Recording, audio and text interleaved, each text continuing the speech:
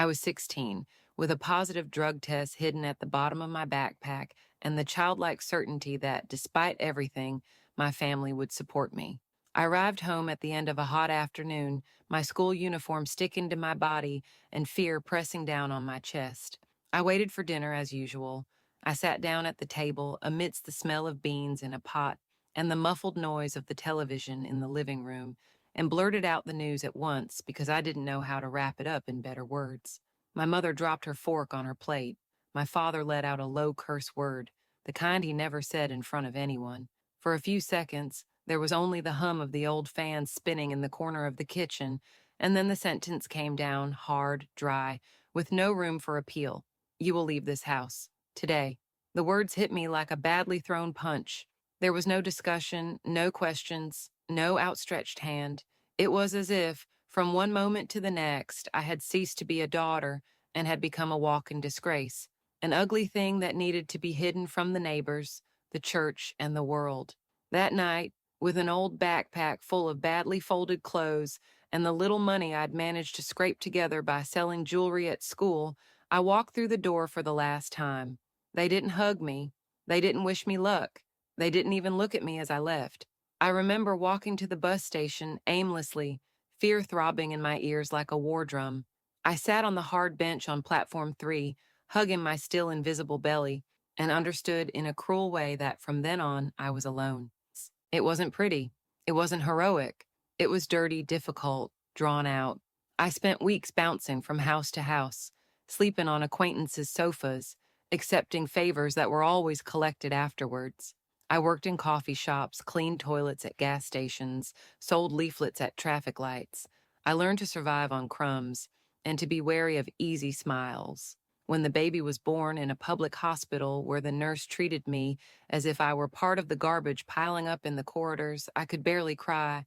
I was exhausted, hungry, cracked inside, but when I saw those small eyes staring at me, I felt for the first time a strength I didn't know existed. He was all I had, everything I could be. Little by little, I built a life, brick by brick, working 3 shifts, skipping meals to pay the rent, ignoring the pain in my back and the looks of pity or contempt. I never went home again.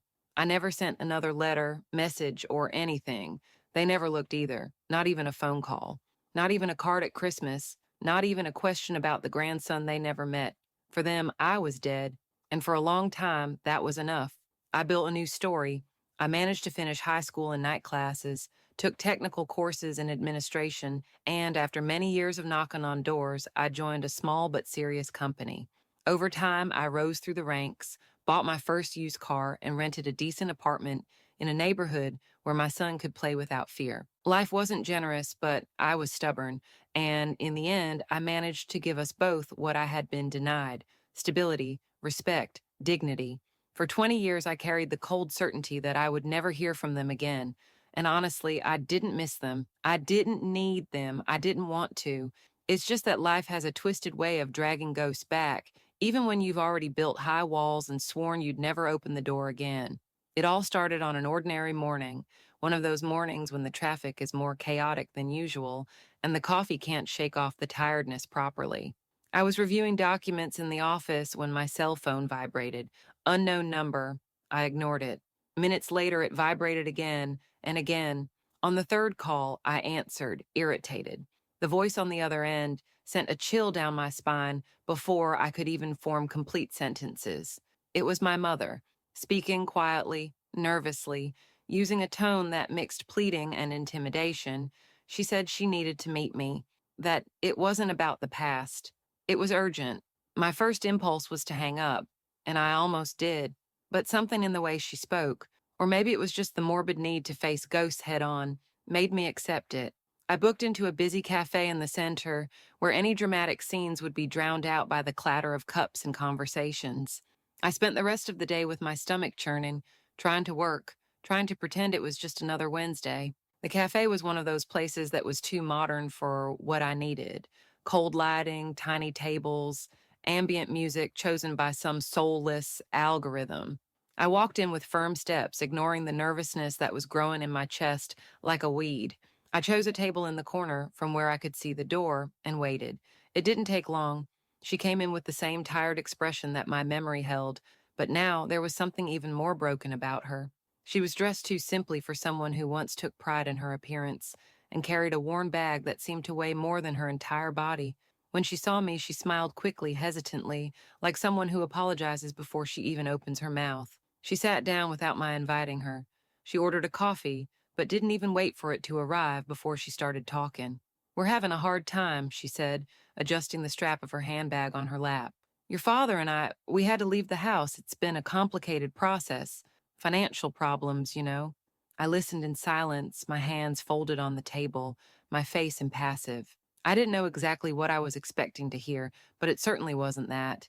It wasn't an attempt to turn 2 decades of absence into a casual conversation about default. She continued, perhaps interpreting my silence as an opening. She told me about debts that had piled up, about jobs that never lasted, about illnesses that nobody treated in time. Each sentence felt more like a shovel of earth burying any illusions that might have remained. Finally, after a hasty sip of coffee, she let out what seemed to be the real reason for the meeting. "We need a place to stay temporarily, just until we can get back on our feet." The word we hammered into my head with force. We, as if there was still a bond, an automatic belonging, as if the simple fact that we shared a piece of genetics was enough to ignore everything that had happened. I took a deep breath, looking out of the window at the slow-moving city traffic, trying to find some anchor that would stop me from exploding. Every fiber of my body wanted to scream. I wanted to throw in her face all the nights I'd slept on hard mattresses, all the days I'd eaten $2 meals in order to pay for my son's daycare, all the times I'd looked at payphones and wished, even if secretly, that she'd call. But I didn't scream. I didn't cry. I didn't give her the dignity of drama. "I don't know if that's a good idea," I said, keeping my voice low, controlled. She looked surprised, as if, in her mind, the mere exposure of her own failure was enough to move me, as if blood were an invisible current capable of erasing everything else. "It's only for a while," she insisted, now with a harsher tone. "You have a big house. You won't even notice us." The bitter taste of irony rose in my throat.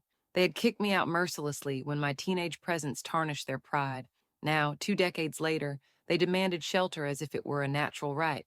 I got up from the table, threw a crumpled note on the counter, and left without looking back.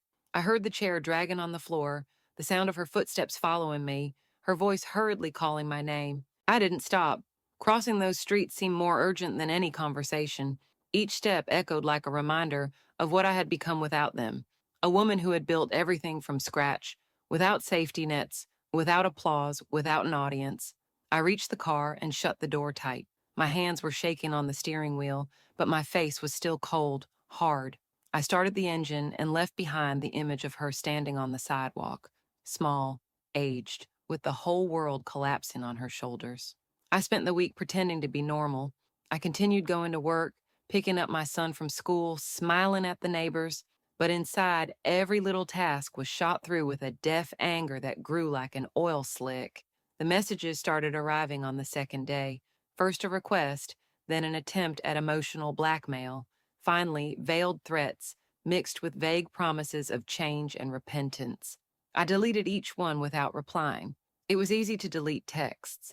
It was hard to erase the questions that came up late at night, when sleep didn't come and the past seemed to spread through the walls like mold. Could I really move on if I slammed the door in their faces? Would refusing help make me like them? I looked at my sleeping son and remembered why I'd survived. It wasn't out of pride. It wasn't to prove anything to anyone. It was for him, for the chance to break a cycle that seemed so old it was impossible to beat. On Friday, coming back from the supermarket, I found them standing in front of my building. My father, whom I hadn't seen for 20 years, looked like a shadow of the man who once threw me out of the house. His hair was thinning, his face crumpled, his eyes dim. My mother stood next to me holding a plastic bag with some clothes, like a runaway teenager. None of them said anything when they saw me. They just stood there waiting, as if their mere presence was enough to force a response. I walked up the stairs without saying a word, my heart racing and my mouth dry. I locked the door behind me and leaned against the wall, listening to the pounding in my chest. I spent the weekend locked in the house as if the walls could protect me from their presence. I didn't answer calls, I didn't reply to messages, I didn't go out for anything other than what was absolutely necessary. Every time I heard a noise in the building's corridor, my heart raced in a reflex of mixed fear and anger that seemed out of control. I didn't want to feel sorry, much less guilt, but it didn't matter what I wanted. The blood, that invisible, rotten bond, was still tugging hard. The same blood that years ago wasn't enough to keep me under their roof now appeared as a bargaining chip to invade the life it had taken me a lifetime to build. On Monday, while I was finishing a late report at the office, the receptionist called me. She said there were two people waiting for me in the lobby. Before I even asked who they were, I knew. It took me 5 minutes to sit in front of the monitor, unable to move. Part of me wanted to get up, go out the back door, and disappear forever. Another, more bitter part of me knew it was no use. They weren't going to stop until I had to say, looking them in the eye, what I should have said 20 years ago. I walked down to the lobby, trying to control my breathing. They were sitting side by side, their eyes scanning the room like two castaways looking at a drifting boat. When they saw me, they stood up quickly, as if they expected me to hug them or at least smile. I didn't either. We stood there for a few seconds too long, not knowing who should start. My mother was the first to speak. She said that they had nowhere else to go, that they had run out of alternatives. They had no money, no home, no friends. "You're our only family," she said, her voice breaking. The irony almost made me laugh. Family, a word too big to fit the story that bound us together. I responded coldly, but without shouting. I said that I understood their situation, but that I couldn't open my house. I had responsibilities, a life built with effort, and there was no room to relive old mistakes. I hoped they would understand. They didn't seem to understand. My father tried to argue, appealing to a kind of authority that no longer existed. The same voice that had once thrown me out with makeshift suitcases was now asking for shelter. Like some stranger asking for change on the street, I kept my posture, although inside I was shattered. Their every word was an attempt to pull me back into a role I refused to play, that of the obedient daughter, the lost child, the eternal culprit. When they realized that there would be no loopholes, their faces changed. Despair gave way to resentment. My mother murmured that after all they had done for me, I was repaying them with indifference. My father didn't say anything else. He just looked at me with a silent contempt that froze my spine. I swallowed. I took a deep breath. I said I had to get back to work, and without looking back, I walked across the lobby and back to my office. The rest of the day was a blur of reports, conference calls, and spreadsheets that seemed to speak another language. Any attempt to concentrate was drowned out by the memory of them staring at me as if I were to blame for all the failures they had accumulated. When I left the building hours later, I found a folded note stuck to the windshield of the car. "We'll wait. You'll understand that you have to do what's right." My hands were shaking as I crumpled up the paper and threw it on the passenger seat. I started the car with a sudden movement and sped off down the street, almost furious at the absurdity of it all. I came home feeling like I was being followed. I locked the door twice, checked the windows, checked my cell phone. No new messages, no call, just the growing weight of a responsibility that was never mine, but which somehow still tried to be thrown on my shoulders. That night, I sat on the living room floor and went through my memories like someone opening old boxes, looking for something to justify the confusion inside. I tried to remember happy moments, gestures of love that might make me reconsider. I found nothing, just loose fragments of orders, shouts, and awkward silences. It was hard to admit, but the truth was simple and cruel. My parents were never my family. They were just the people who put me out into the world, and when the first opportunity came along, they discarded me like dead weight. I got up with an aching body and made a decision. The next morning, I looked for lawyers. I asked about possible lawsuits, trespassing, legal responsibilities. I wanted to be ready for anything. This time, if there was a war, I wanted to be armed. I also went to the neighborhood police station. I made a police report, a useless piece of paper perhaps, but it served as a symbolic wall, a way of telling them and myself that this time I wouldn't be the terrified child who ran away. Over the course of the week, I didn't see them again. No phone calls, no appearance at the door of the building. I began to believe that they had given up. I began to breathe again. Then on Friday afternoon, I received a summons. They had filed a lawsuit. They claimed effective abandonment. They were demanding the right to housing. They were demanding financial aid. They demanded. The paper trembled in my hand as I read the words carefully, as if each line were a new stab wound. I stood there in the middle of the street while people passed by like hurried ghosts, unaware that at that very moment something inside me was dying for good. It didn't take me long to find a lawyer, not because I had generous financial reserves, but because I knew that fighting for something as essential as my life required someone who knew the pitfalls of small but poisonous lawsuits like this one. I sat in the office lit by too many white bulbs, listening to technical words that sounded distant, as if they weren't talking about my story, but about some textbook case. The lawyer, a thin man with watchful eyes, explained that their claim was flimsy, allegations without solid proof, based on twisted interpretations of what could once have been considered abandonment. The law recognized rights in very specific cases, and the mere fact that they were my biological parents did not automatically give them access to what I had built. Even so, the process could not be ignored. It had to be answered formally. It had to be fought, line by line. I left the office with a pile of documents in my bag and an even greater weight on my chest. Knowing that the law was on my side didn't make things any less painful. It was as if they were once again trying to push me into a position of eternal debt, as if my existence owed automatic compensation to those who had abandoned me at the first hurdle. The time between the notification and the first hearing was a drag of weeks too long. Each notice received, each letter registered, seemed to leave a musty smell around the house. The neighbors started whispering. One cheeky neighbor even asked, in a tone of false concern, if everything was all right. I smiled, said yes, closed the door in her face, and reinforced the lock. At work, I kept a straight face. I delivered projects on time, attended meetings, smiled politely at impromptu birthdays in the pantry.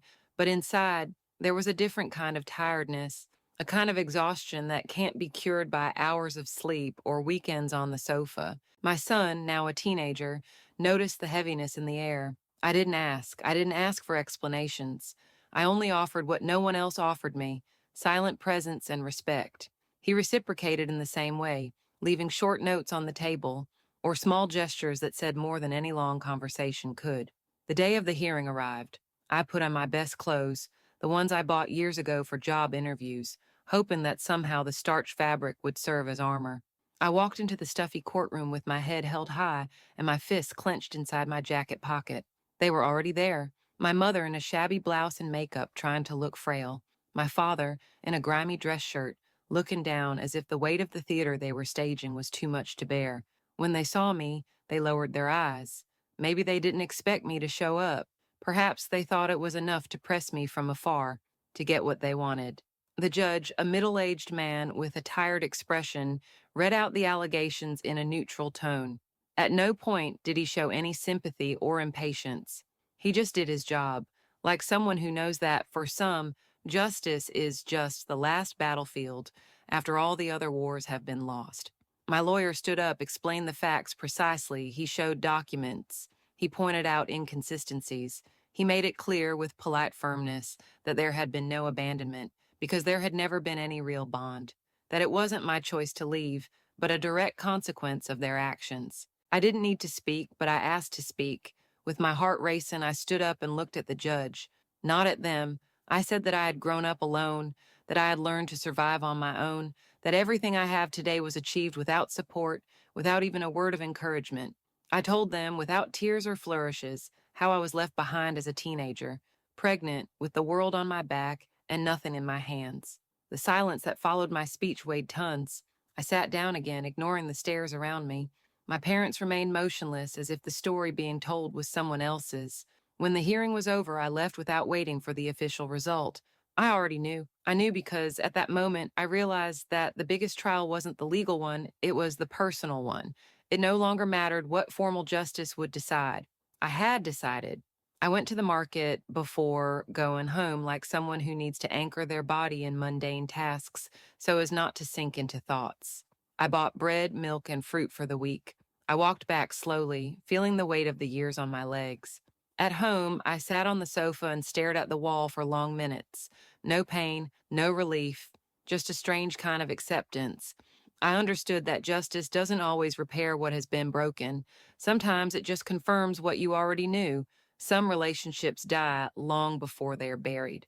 I received the official news 3 days later. Case dismissed. Request denied. No surprise, no celebration. I continued working, raising my son, paying bills, living the silent life I had fought so hard to build. I never saw them again. I never heard from them again. Time passed as it always does, without asking permission, without caring what it leaves behind. Some mornings seemed less heavy, others carried that familiar feeling of old tiredness, the kind of fatigue that doesn't come from the body, but from everything the soul has had to go through. I went back to my routine like someone rediscovering an old familiar road. Work, supermarket, school meetings, electricity bills to be paid. Little by little, the weight of the hearings, the formal letters, and the unresolved memories dissolved in the back of my mind until it became just another layer among the many that life insists on building without warning. I never heard from them again. No attempts to get in touch, no anonymous letters, no messages from distant acquaintances.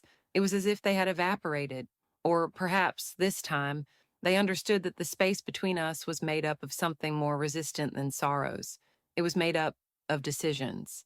Theirs, mine, of everything that was never said, but that hurt as much as a stone in the middle of the road.